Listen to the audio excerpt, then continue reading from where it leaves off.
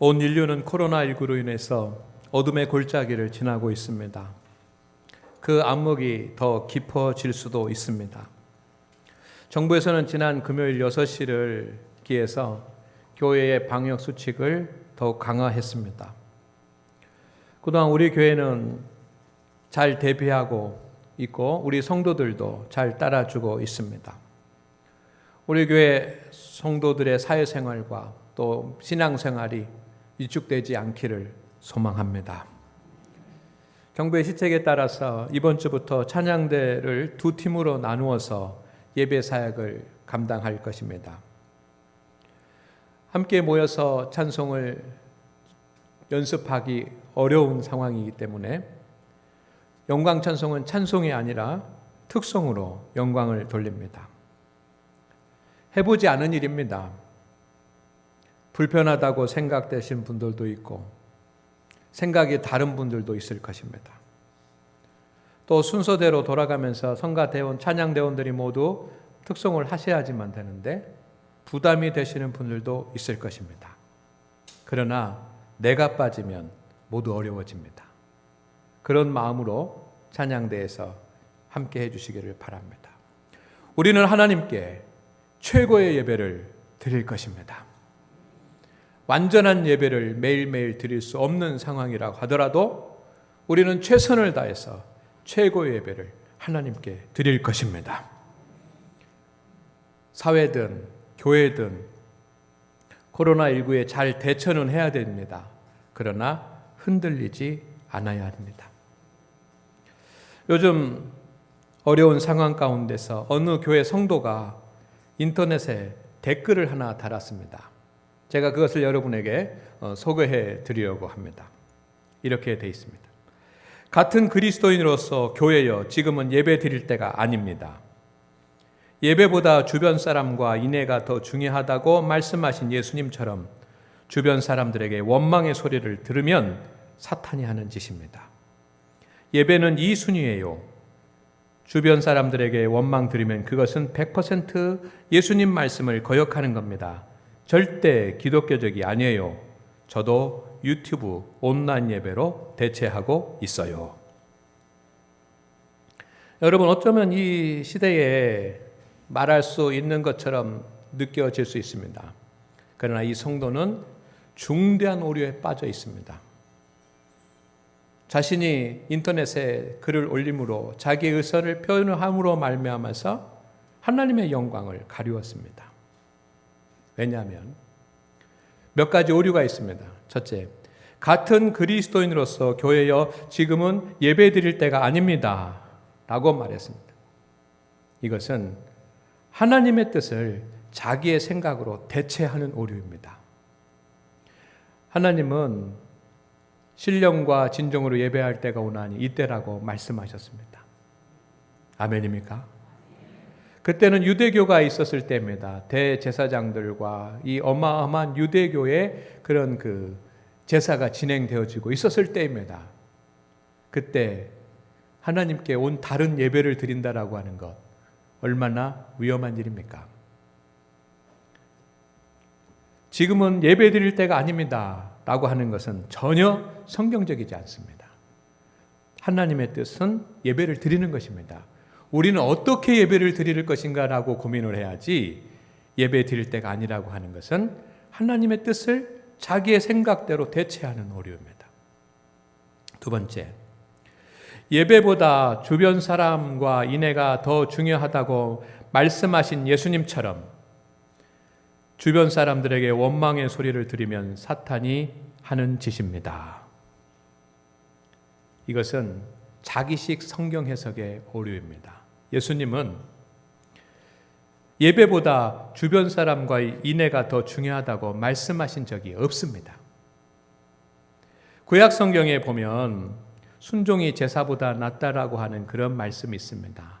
그러나 이것은 제사 자체가 중요하지 않다는 이야기가 아니라 말씀 순종이 없으면 그 제사는 무의미하다는 뜻입니다.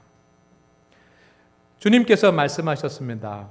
예배를 드리려고 하는데, 예배 시간에 예물을 드리려고 하는데 성도들과 또 사람과 화목하지 못한 그런 일이 있으면 가서 화해하고 화목하고 와서 예배 드리라고 하는 말씀은 하셨습니다. 그러나 예물을 드리지 않아도 된다는 얘기가 아니고 그 시간에 예배를 드리지 않아도 된다는 얘기가 아니고 화목하지 않고 예배 드리는 것은 참다운 예배가 아니라는 말씀입니다. 그런데 이 성도는 자신의 얄팍한 성경의 지식을 가지고 자기식으로 성경을 해석을 합니다. 오류예요. 세 번째, 예배는 이순이에요. 주변 사람들에게 원망 드리면 그것은 100% 예수님 말씀을 거역하는 겁니다. 절대 기독교적이 아니에요 라고 말합니다. 아마 이 사람은 인터넷에서만 댓글을 단 것이 아니라 교회에서도 그렇게 얘기했을 것입니다. 그러나 여러분, 이것은 잘못된 판단을 사람들에게 강요하는 오류입니다. 자기만 죄 짓고 말지 다른 사람에게까지 죄를 전가시키고 강요하는 오류입니다. 네 번째, 저도 유튜브 온라인 예배로 대체하고 있어요 라고 했습니다. 어려운 상황이 되면 온라인 예배로 드릴 수 있습니다. 최후의 방법입니다. 그러나 이것이 정답이라고 하는 것은 인본주의 신앙의 오류입니다. 인본주의. 예배는 교회에서 주일날 드려야지만 되는 겁니다. 성도 여러분, 코로나19의 상황이 오래될수록 이러한 믿음의 오류에 성도들이 빠질 수 있는 가능성이 많습니다. 그러니 우리 교회에서 안내하는 대로, 그리고 여러분 당회에서 의논해서 또 담임 목사가 안내하는 대로 잘 따라오셔서 감사해요. 바라기는 금방 끝나지 않을 겁니다. 코로나19는 그 긴 시간 동안 영적 오류에 빠지지 않기를 주의 이름으로 축원을 드립니다. 우리 교회는 그동안 공공성, 진실성, 거룩성 세 가지의 가치를 원칙으로 삼고 이 어려운 때를 대비하고 있습니다. 공공성은 사회적인 참여입니다. 교회도 사회 속에 있습니다. 그렇기 때문에 우리는 사회를 대적할 수 없습니다. 악한 것은 막아야 되지만 사회에 교회도 참여해야 됩니다. 두 번째는 진실성입니다. 이 진실성은 변함없는 것을 말하고 마음을 다하는 것을 말하고 최선을 다하는 것입니다. 사회적인 것이든 교회적인 것이든 어떤 것이든지 최선을 다해서 우리 교회가 감당해야지만 됩니다. 마지막은 거룩성입니다. 이 거룩성은 교회의 본질입니다. 예배하고 기도하고 말씀을 나누고 성도가 교제하고 전도하고 교회의 본질입니다. 이 모든 것이 다 중요합니다. 지금까지 우리는 공공성, 진실성, 거룩성의 원칙 아래서 장로님들과 의논하면서 지내왔습니다. 세 가지 중에 가장 중요한 것은 거룩성입니다. 세 가지 중에 한 가지를 목사님 선택하세요라고 한다면 거룩성입니다. 여러분, 교회가 거룩성을 잃으면 빛을 잃은 등대가 되고 맙니다. 등대가 빛을 잃으면 세상의 배들을 인도할 수 없어요. 찬양대가 잠시 멈추고 임례송, 기도송만 하고 특송을 하는 그런 상황이 됐지만 여러분, 거룩함을 잃지 않기 위해서 우리는 합니다. 최선을 다해서 합니다. 이거 완전하진 않습니다. 어느 곳에 있든 어느 부분에 있든 우리 교회가 이 거룩성의 빛을 잃지 않기를 주의 이름으로 축원을 드립니다. 성도들은 해야 될 일이 있습니다. 세 가지요. 하나님에 대해서 더 사랑하십시오. 그리고 성도들을 더 배려하십시오. 연약한 자, 생각이 다른 사람 다 배려하십시오. 그리고 주님의 일에 더욱더 헌신하시기를 바랍니다. 어려운 때입니다. 이때 우리는 하나님에 대한 사랑을 그리고 성도들에 대한 배려를 주님의 일에 대해서 더 헌신하면서 나가야지만 됩니다. 여러분, 어려움이 장기화되면 어느 한순간까지는 사람들이 자기의 의지로 버티기도 하고 어느 한순간까지는 자기들의 생각과 체면으로 버티기도 합니다. 그러나 오래되면 견디기가 어렵습니다. 코로나19도 마찬가지입니다. 어려움이 장기화되면 예상하지 못했던 일들이 일어납니다. 지치고 우리 모두가 피곤해집니다. 저도 피곤해집니다. 힘듭니다. 어렵습니다. 그러나 우리는 믿음 안에 서야 합니다. 하나님께 영광을 돌려야 됩니다. 이때 우리가 해야 될 일은 부활의 주님을 의지하는 것입니다. 여러분, 부활의 주님을 의지하면서 살아가기를 주의 이름으로 축원을 드립니다. 예수님의 생애 오늘은 14번째 날입니다. 주제는 예수님의 부활이에요. 예수님께서 십자가에 달려 죽으시고 3일 만에 부활하셨습니다. 예수님께서 부활하시는 그 장면을 본 사람은 없습니다. 빈 무덤을 본 사람은 있습니다. 그런데 많은 화가들이 예수님께서 부활하시는 그 장면을 상상해서 그림으로 그리고 그 그림을 보면서 부활하신 예수님을 바라보았습니다. 그리네 발트가 1515년에 그린 그리스도의 부활이라고 하는 그림입니다. 여러분 자세히 보시면 아래에 돌 무덤이 있는데 돌 무덤의 무덤 문이 열렸습니다. 그리고 주님께서 영광의 빛 가운데 그 뒤에 찬란한 그 빛이 있지 않습니까? 영광의 빛 가운데 무덤에서 부활하시는 거예요. 이것을 그리네 발트가 그림으로 표현했습니다. 1층에 내려가면 그림이 있습니다. 여러분 자세히 보시면 예수님의 부활하신 예수님의 손과 발에는 못자국이 있습니다. 핏자국이 빨갛게 표시가 되어 있습니다. 무덤을 지키던 사람들이 있었습니다. 여러분, 주님께서 이렇게 부활하시는 그 찬란한 빛이 비추면서 부활하시는 그 광경에 무덤을 지키던 자들은 그 빛을 이기지 못하고 쓰러져 있습니다. 그리네 발트가 상상하는 겁니다. 그리고 지금 부활하신 예수님의 얼굴은 찬란한 빛으로 잘 보이지 않습니다. 빛이 너무 찬란해서. 그런데 제가 보기에 중요한 것이 있습니다. 부활하신 예수님에게서 나오는 그 빛으로 말미암아 그 새벽의 어둠이 물러가고 있다는 것입니다. 부활의 주님이 오늘 우리와 함께 하십니다. 부활의 주님이 여러분과 함께하고 계십니다. 우리는 사회적으로 교회적으로 쉽지 않은 터널을 지나고 있습니다. 그러나 부활의 주님이 우리와 함께하고 계십니다. 여러분의 건강도 사업도 물질도 이 사회도 주님께서 지켜주실 것입니다. 우리는 당분간 코로나19와 함께 살아야지만 됩니다. 먼 곳의 이야기가 아니에요. 제가 옛날에는 코로나19 확진자들을 아무도 알지도 못했습니다. 근데 요즘은 코로나19가 걸렸던 확진자가 생겼다는 교회들이 제가 아는 교회들이 있어요. 가까이 있어요. 가까이. 오늘 하나님 앞에 예배 드리는 우리 성도 여러분, 여러분의 주위에 누군가가 확진자가 될 수도 있어요. 이건 당연한 겁니다.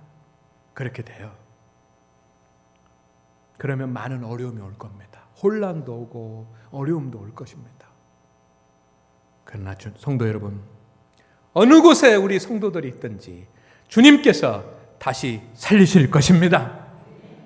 저는 그것을 믿습니다. 기독교는 부활의 종교입니다. 주님이 부활하심으로 교회의 머리가 되셨습니다. 예수님이 부활하신 것을 믿고 고백함으로 기독교가 출발을 했습니다. 부활의 날을 기념하여서 주일로 지킵니다. 그리고 예배는 부활의 은혜에 감격하여서 하나님 앞에 영광을 돌리는 믿음의 행위가 바로 예배입니다. 그리고 성도들은 부활을 증거하는 주님의 제자입니다. 그러니 부활이 우리 신앙의 중심이에요. 십자가가 우리 신앙의 중심인 것처럼 보이지만 십자가와 함께 주어지는 부활의 영광이 우리 믿음의 중심인 것을 꼭 기억하시기를 주의 이름으로 축원을 드립니다. 예수님께서도 자신이 직접 부활이심을 말씀하셨습니다. 예수님을 사랑하고 따르는 많은 사람들이 있었습니다. 그 중에 나사로, 마르다, 마리아 세 자매가 있었습니다. 베다니에 살고 있었는데 예루살렘에서 한 5리 정도 떨어진 곳입니다. 예수님이 예루살렘에 가실 때는 항상 이 집에서 머무면서 주무시기도 하고 식사도 하시고 말씀도 증거하시고 예수님이 사랑하던 그런 세 자매의 집입니다. 부모님은 계시지 않고. 그런데 예수님을 사랑하던 그 나사로가 병이 들었습니다. 죽을 병이 들었습니다. 그래서 사람을 보내가지고 예수님을 초청합니다. 예수님이 와서 기도해 주시면 낫겠다고. 여러분, 집안에 이 오빠가 죽는다라고 하는 것, 그리고 여자 2명만 남는다라고 하는 것이 얼마나 심각한 문제를 가정해 주는 것입니까? 두려운 마음으로, 슬픈 마음으로 예수님을 초청합니다. 치료받기 위해서입니다. 그런데 예수님께서 늦게 오셨습니다. 늦게 오셨어요. 그러다 보니까 나사로는 치료받지 못하고 병들어서 죽게 되고 장사를 치르게 되고 무덤에 장사한 지 4일이나 지났습니다. 장례가 다 끝나고 주님이 오셨습니다. 그때 오시는 예수님을 마르다가 맞이합니다. 그리고 예수님 뭐 지나간 건 지나간 거지 뭐. 그래도 예수님이시니까 예수님을 맞이하면서 얘기합니다. 주님 눈물을 흘리면서 나 너무 슬퍼요. 너무 힘들어요. 하면서 눈물을 흘리면서 주님께서 여기 계셨더라면 내 오라버니가 죽지 아니하였겠나이다. 한마디 합니다. 주님 좀 일찍 와주시지요. 그랬으면 내 오라버니가 죽지 않았을 텐데. 그럽니다. 그때 주님께서 사랑의 목소리로 마르다에게 말합니다. 나는 부활이요 생명이니. 아멘. 따라합니다. 나는 부활이요 생명이니. 말씀하셨습니다. 그리고 나사로가 장사되어져 있는 무덤으로 가셨습니다. 그리고 그 무덤을 향하여 명령합니다. 나사로야, 나사로야, 나사로야 부르십니다. 그때 나사로가 살아나는 줄로 믿습니다. 살아났습니다. 성도 여러분, 우리는 날마다 예수님의 부활의 은혜 가운데, 부활의 능력 가운데 살아갑니다. 주님은 오늘도 우리에게 부활이요 능력이 되시고 생명이 되십니다. 주님의 부활은 성도에게 생명을 줍니다. 그래서 나는 부활이요 생명이니라고 말씀합니다. 부활이 생명이라는 것이고 주님이 부활하심으로 말미암아 나는 생명을 얻게 된다는 뜻입니다. 부활이 뭡니까? 다시 살아나는 것입니다. 죽은 것이 다시 살아나는 것이 부활입니다. 살아나면 생명이 됩니다. 주님은 우리를 위해서 십자가에 달려 죽으셨습니다. 그리고 3일 만에 부활하셨습니다. 그 은혜로 우리에게 생명을 주십니다. 성도 여러분, 주님의 부활을 믿으십니까? 주님의 부활을 믿으십니까? 그 주님의 부활이 여러분에게 생명을 주시는 것도 믿으시기를 바랍니다. 첫째는 영혼의 구원을 주십니다. 과거의 일이에요. 이미 우리는 영혼의 구원을 다 받았기 때문에 그렇습니다. 나를 믿는 자는 죽어도 살겠고 25절에 주님께서 십자가에 달려 죽으심으로 말미암아 우리는 구원을 얻었습니다.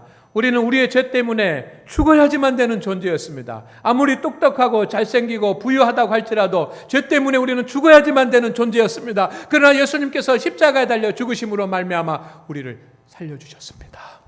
우리의 영혼을 구원하여 주셨습니다. 하나님의 자녀가 되게 하셨습니다. 영혼이 살아났습니다. 여러분, 나사로를 보십시오. 그 나사로는 주님을 만났습니다. 그리고 주님을 주로 믿었습니다. 그때 그의 영혼은 이미 구원받은 줄로 믿습니다. 따라합니다. 우리도 그렇습니다. 아멘. 두 번째는 영생을 주십니다.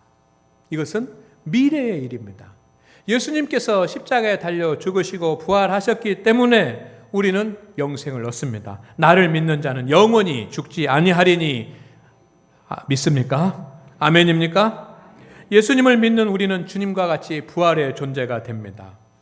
제가 몇 번 말씀을 드리는데 예수님 재림하십니다. 예수님 재림하실 때 우리는 부활하여 새 몸을 입습니다. 나사로가 부활한 것처럼, 예수님이 부활한 것처럼 우리의 몸이 새롭게 변화되는 부활을 경험하게 됩니다. 최후의 심판의 자리에 우리도 변화된 몸으로 주님 앞에 나가게 됩니다. 우리 살아서 주님을 믿는 자도 부활하여서 최후의 심판의 자리에 가고, 우리보다 먼저 죽은 그런 영혼들도 부활하여서 함께 참여합니다. 몸이 부활하여 새로운 몸을 입습니다. 그래서 주님께서 부활하심으로 말미암아 죽은 자의 첫 열매가 되셨다고 성경에 기록되었습니다. 나사로는 죽었습니다. 그러나 다시 살아남으로 말미암아서 부활의 증인이 되었고 영생의 증인이 된 줄로 믿습니다. 영생을 얻었습니다. 나사로는. 따라합니다. 우리도 그렇습니다. 저와 여러분도 그래요. 그러나 또 세 번째, 삶의 승리를 줍니다. 이것은 현재의 일입니다. 부활은 말 그대로 무너진 삶이 다시 살아나는 것입니다. 몸이 살아나고 영혼이 살아나고 삶이 살아나는 것이 부활입니다. 나사로는 죽었습니다. 죽음은 끝입니다. 그러나 나사로는 다시 살아났습니다. 부활이요 생명이 되시는 주님이 나오라 라고 명령하실 때 살아났습니다. 여러분, 나사로가 죽게 되니까 그 가정에는 눈물과 슬픔과 고난만 있게 됐습니다. 우리의 삶 가운데도 갑자기 슬픔과 눈물과 고난이 올 때가 있습니다. 우리 사회도 코로나19로 인해서 슬픔과 눈물과 고난과 어려운 불안이 찾아왔습니다. 그런데 주님께서 나는 부활이요 생명이신 주님, 그 주님께서 말씀하시기를 나사로야 나오라고 할 때 나사로가 살아났습니다. 죽음을 이기고 승리한 줄로 믿습니다. 눈물이 멈춰졌습니다. 슬픔이 사라졌습니다. 가정이 안정됐습니다. 그리고 소망이 생겼습니다. 따라합니다. 우리도 그렇습니다. 성도 여러분, 우리가 살다 보면 어둠의 터널을 지날 때가 있습니다. 그 어둠의 터널을 지날 때는 우리에게 승리를 주시는 주님을 꼭 붙잡으시기를 주의 이름으로 축원을 드립니다. 우리가 해야 될 일입니다. 주님을 붙잡으십시오. 믿음의 오류에 빠지지 마시고, 연약한 믿음 되지 마시고, 하나님 잃어버리지 마시고, 세상의 어려움 가운데 낙심하지 마시고, 부활의 주님 붙잡고 나가면 승리합니다. 주님은 부활하심으로 말미암아 우리의 영혼을 구원하셨습니다. 그런데요, 하나님은 우리의 영혼만 구원해 놓으시고 한평생 동안 가난한 자로, 슬픈 자로, 눈물을 흘리는 자로 살게 하지 않으십니다. 아멘입니까? 하나님은 우리에게 영생을 주셨습니다. 그런데 죽은 후에만 복된 삶을 살게 하고 이 세상을 살아갈 때는 힘들게 살게 하지 않으십니다. 부활의 주님을 영접한 성도, 나라, 교회, 가정을 다시 살리실 줄로 믿습니다. 부활의 주님은 나를 살리십니다. 생명을 주십니다. 그런 은혜가 우리 가운데 있는 것을 기억하고 한 주간 동안 승리하며 살아가시기를 주의 이름으로 축원을 드립니다. 주여 하나님, 오늘 우리와 함께하여 주시옵소서. 여러 가지로 어려운 때입니다. 성도들이 세상에서, 직장에서, 일터에서 곤란하거나 힘든 일 당하지 않게 하여 주시옵소서. 몸도 영혼도 육체도 다 주님께서 지켜주시옵소서. 마음도 평안하게 하여 주옵소서. 코로나19의 그런 어둠의 터널을 지나가는 때이지만 주여 하나님, 우리 성도들은 상하지 않게 하옵소서. 주님, 부활의 주님 의지하고 나갈 때 주의 영광 받으시옵시고, 부활의 주님 의지하고 날아갈 때 우리의 생명이 되시는 주님께서 우리 성도들을 회복하여 주시고 치유하여 주시고 새 힘을 주시옵소서. 부활의 은혜를 입게 하옵소서. 예수님의 이름으로 기도드립니다. 아멘.